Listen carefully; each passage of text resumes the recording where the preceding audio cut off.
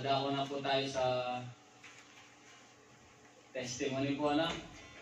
Encourage po, no? Yung mga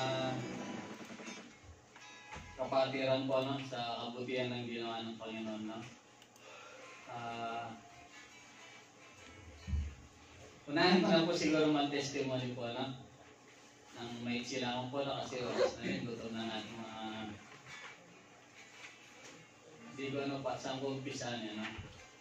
5, 4, 3. Kung paano, no, pinaranas sa akin ng Panginoon, no? Na true prayer, no? Di ba, nung nakaraan, inano ko the power of prayer, no?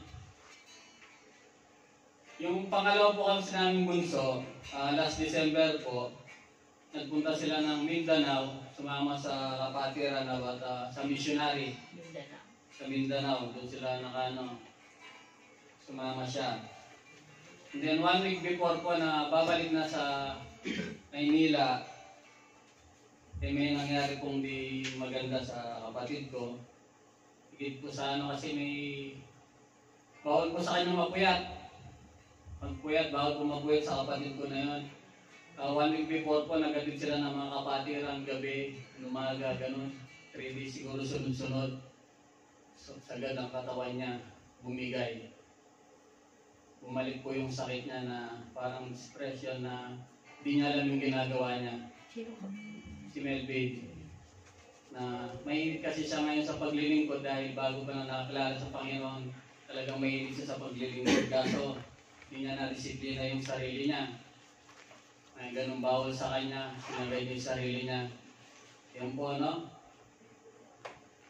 Naghahanap ako ng mga tao na makontak doon sa kanya doon. Hanggang minsan, sa pamangking ko, may nakausap sa kanya, ganyan, nagwawala raw yung kapatid ko ron.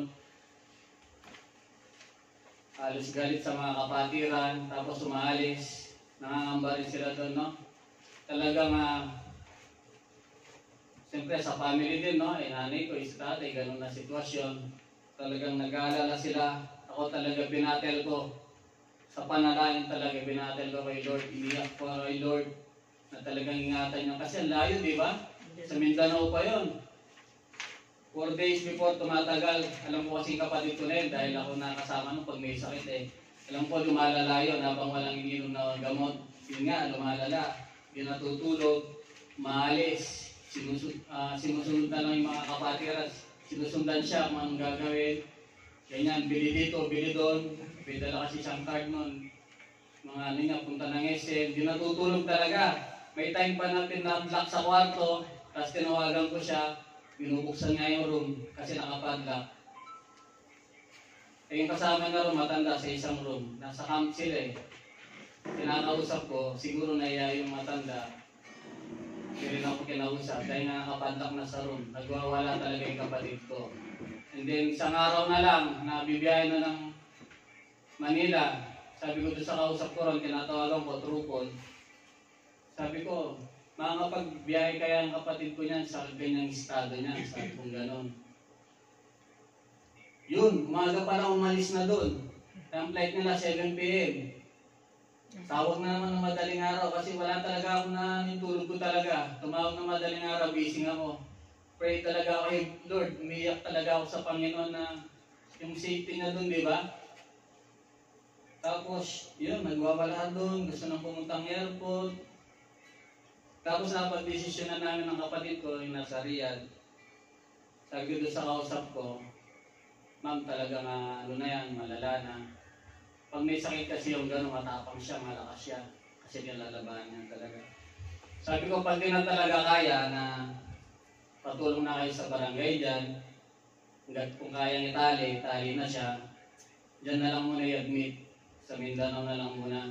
Kasi mamaya kung magbiyahe pa yan, ang mangyari sa Rotano, sa airport. Pababain. Sabi ko, wala ba kayong kilalang doktor dyan para mapainom ng pampakalma. Yun naman, pinainom daw, may pinainom atang gamot, pero hindi pa rin ganun ano. Tapos dinala na sa airport, doon na sila naghintay. Tapos pinakausapan ng mga pulis sa airport din yung mga ano, na once na maggulo siya, idali na sa sa ospital, yan na siya, Italy o Iposas, gano'n, no? Pray ako sa Panginoon talaga.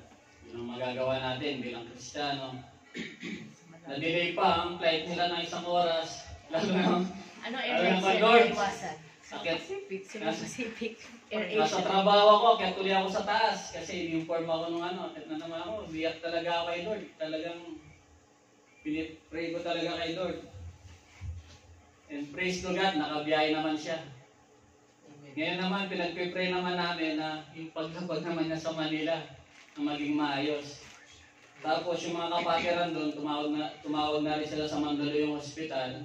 May-report na may galing dito, may kasakit, dadalhin dyan, pakiassist na lang po. Sabi ng mga doktor, sabi doon ng doktor doon, dali na lang dito kasi di kayo makakapunta sa airport. Ganon. Ito na nga, pagdating naman sa airport sa Pilipinas, yung kasama niya, nauna na nakalabas. Siya nawawala. Naku na. Nawawala. Siga ng aeroplano. Pray na naman ako kay Lord. Talaga, binabati ko talaga sa pray. Pray na naman ako. Tawag yung pamangkin ko. Buti yung pamangkin ko.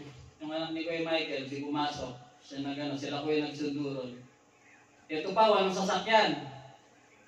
Ang kapatid ko, si Ate Michelle, may problema sa bahay. Nagsabay-sabay talaga, family. Walang sasakyan, walang service. Mag-Uber na lang daw sila. Sabi ko sa kuya ko, mahirap pag nag-Uber yan, kako mamaya magwala sa sasakyan. Ambulansya. Sabi ko, dala ka ng tali. Tali mo ka kung gano'n, kasi tinatali kasi namin dati yun talaga. Pero God, provide. May tumawag na kapatiran na kami magsusundo kay Melvin. Coding nga rin yung sasakyan, no? Naghintay siya lang alas 8 ng gabi, malis. May 2 kapatiran, tapos yung sasakyan. Na-provide ni Lord yung sasakyan. Nasa airport na sila, nawawala. Tawag ng tawag. Sabi ko, pray naman ako kay Lord. Sabi ko kay doon sa pamangkin ko namin mo, nag-iwalay sila, ikot.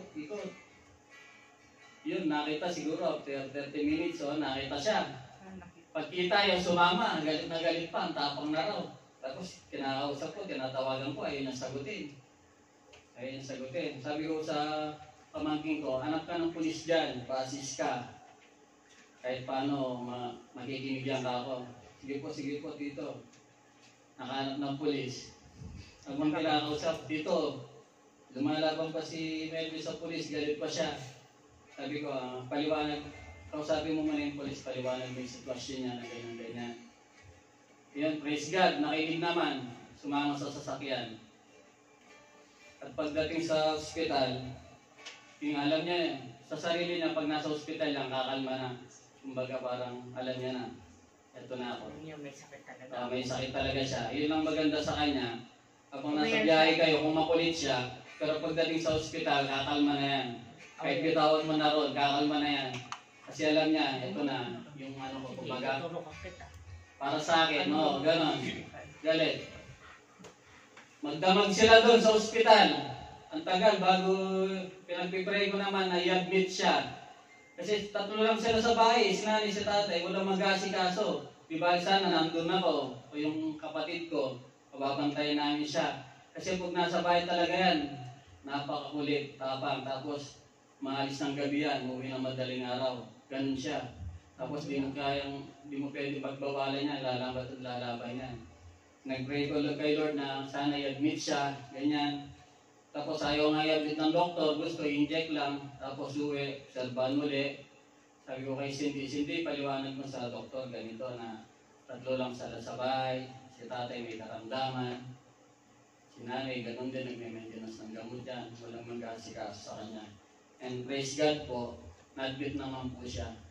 Kaya pasama namin po sa prayer na mabilis naman po yung paggaling na Ronaldo sa 1 month lang po, okay na uli yan. Ganun, ngayon naka-admit na po sa Mandaluyong, kaya diba, napaka-power po talaga ng prayer, no? I-change everything, no? Yung trust natin sa Panginoon na sa panalangin talaga natin ibigay kay Lord.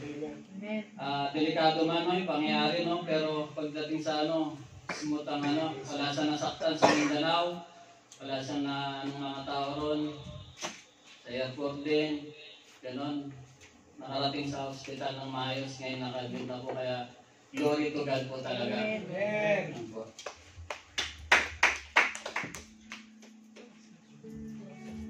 closing, meron pa po bang mag-testimony na si Bro Salve? Ay mo paawat. Praise God sa buhay ni Lord. Nais kong pagpasalamat kay Lord. Presensya ng ating kapatid muli na si Kenneth. Dito siya ngayon. At sinabi ko kasi, Dad, kulang kami sa music. Gigitara yan si Kenneth. Sabi niya, sige kuya, try ko kuya mag-gitara. Kaya, encourage natin si Kenneth na makijam sa atin. Kaya yun, salamat. At yun, salamat din sa provision ni Lord sa aming pamilya. Kung kailan hindi ako nagpapadala sa amin ngayon, nakapagpagawa ng kusina, napantay yung mga bubong. God moves in a mysterious way. Sabi ni Mama, Sunday, yung buong sahod ko, pinagawa ko yan sa bubong. Tapos yung paupahan ko, barado din, pinagawa din ni Mama. Kaya, sabi ko, God bless you more, Mama. Kaya, sabi naman ni Mama, bigyan mo na ako ng pampakindim. Mag-aanak ko sa kasal ngayon. Mag-aanak ko sa kasal. Yun, kaya salamat kay Lord sa provision. Hindi na tayo pinagkukulang. Thank you, Lord. Parang nalulungkit sa bibig. Tanong mo, parang Dadsky, parang nalulungkot ka. Gusto mo di ba bumalik? Dadsky, may sinasabi sila. Parang nasa Iceland ka lang dyan, Dadsky. Parang ganyan yung setup ng kwarto mo. Pero pinagkaiba may electric fan ka dyan. Parang sad ka daw. Bakit sad ang Mexico? Ayun o, si Bunso o. God bless Dadsky, enjoy the vacation. Si Brad, kamusta yun si Brad? Hindi kumukurap eh. Kanina pa yun din eh, Brad. Kurap-kurap din. So yun, Kuya Mong, hello po, Ate Angeline, and Nanay Lilian, and Sister Len. Ay po sa inyong lahat. So ayun, may clean testimony lang. Salamat po sa kalakasan sa Panginoon na nagmumula sa Panginoon sa araw-araw. Ayun, I'm so blessed for having a strength, lalo na sa asawa ko na alam niya yung week na to at yung dahil nga sa kailangan ng ating Ninang Jen, si Sister Jen Uy, ng ang family Uy, continue to pray for family Uy. Alam naman natin ang sitwasyon ng ating Pastor Edwin. Kalakasan din para sa ating Sister Jen. Hindi ko alam, parang ayoko masyado kasi akong nagiging emotional. Sabi nga one time ni Jeboy Matipan, hindi daw ako pumupasok doon sa kwarto ni Pastor Edwin. Actually, dinadahilan ko na lang yung ubo ko eh. Sabi ko, may ubo kasi ko tsaka sipon. Ayoko masyadong lumapit kay Pastor Edwin. Pero ang totoo niyan kasi every time I see him, para akong nanghihina na parang yung emotions ko hindi ko na makontrol. Kasi nga, kung makikita niyo po si Pastor Edwin, siguro ako lang. Kasi yung experience ko din sa mother ko is parang bumabalik. Tsaka ayoko po talaga sa ospital. Isa po yun sa, lalo na sa emergency or anything, ayoko po talaga doon. Pero doon ako nagtatrabaho. So, ayun. Salamat po sa Panginoon, sa kalakasan, sa asawa ko, kasi lagi din yung puyat eh. Kaya po, sa lahat po ng may mga karamdaman, lalo na po nag-change po tayo ng weather, pray lang po for the strength and kay Pastor Oscar na lalo ngayon gamit na gamit yan si tatay ngayong araw. So, intindihin na lang natin. Tingnan yan. Gamit na gamit ngayong araw. So, yun, kalakasan sa ating Pastor Oscar. So, yun, maraming salamat po sa Panginoon for the whole week. So, I invite everyone to stand for our closing prayer.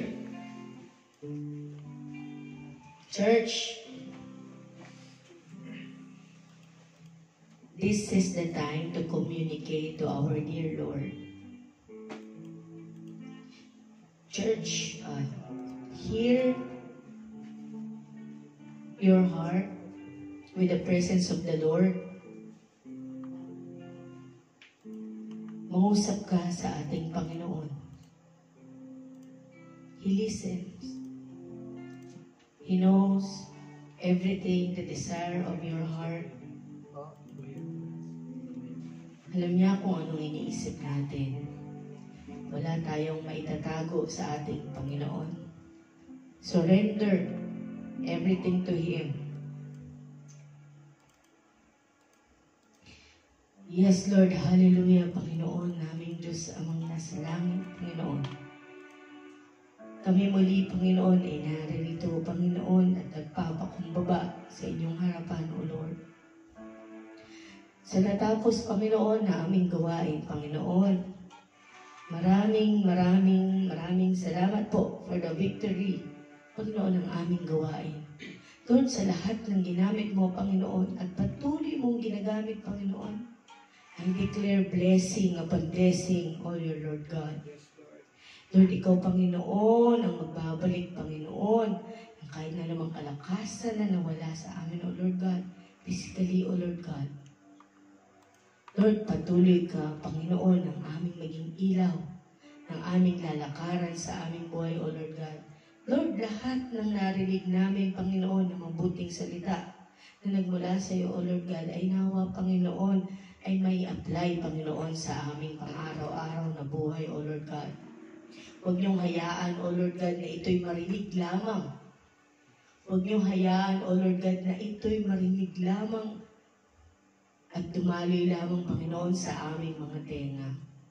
Lord, help us, O Lord God, to come closer to you, O Lord. Help us to trust on you, O Lord God. Lord, help us, O Lord God, to open our hearts to you, O Lord God. Lord, salamat, Panginoon. And thank you, Panginoon, for the opportunity for this time, O Lord God, for this day, O Lord God, na makinig, Panginoon, ng iyong mabuting salita, Panginoon. Salamat, Panginoon, sa bawat kapatiran na naririto, O Lord God, at nagbigay ng kanilang oras, O Lord God, para mapapurihan ka, O Lord. Maraming salamat po, Panginoon. Alam namin, Panginoon, na kulang ang bawat salita, kulang ang bawat tula, kulang ang bawat pag-aawitan, O Lord God, para mapasalamatan at mapapurihan ka, O Lord. Si Lord God, kami, Panginoon, ay patuloy mong niyayakap, Panginoon, ng iyong presensya. Lord, salamat. Salamat sa pagmamahal, salamat sa pag-iingat, O Lord God, for the whole week, O Lord God. Lord, sa darating, Panginoon, na panibagong linggo na kami, Panginoon, ay lalaban sa mundong ito, O Lord God. Patuloy kang sumama, Panginoon, sa araw-araw ng aming buhay, Panginoon. Sa aming mga trabaho, O Lord God, sa lahat ng aming gagawin, Panginoon. Lord, ikaw, Panginoon, ang aming maging gabay. Lord, maraming salamat po, Panginoon, sa patuloy mong pagmamahal at pagiging ilaw sa bawat isa, O Lord God. Sa bawat pamilya na naririto, O Lord God. Sa bawat pamilya, Panginoon, sa bansang Pilipinas, O Lord God. Lord, ikaw ang kanilang maging ilaw sa kanilang lalakaran sa araw-araw, Panginoon. Muli, Panginoon, kami nagpapasalamat, Panginoon, sa panibagong linggong ito, O Lord God. And we declare victory of your life, O Lord God, in our lives, O Lord God. Maraming salamat po, Panginoon. Sa iyo lang, Panginoon, ang pinakamataas na papulit pagsamba. Sa iyong pinakamataas na pangalan. In Jesus' mighty name we pray. Ang lahat ng anak ng Diyos ay magsabi ng Amen and Amen. Hallelujah. Praise. Taas po natin ating mga pinagpalang kamay para sa ating benediction. May the God of hope fill you with all joy and peace in believing, so that you may abound in hope by the power of the Holy Spirit. Amen.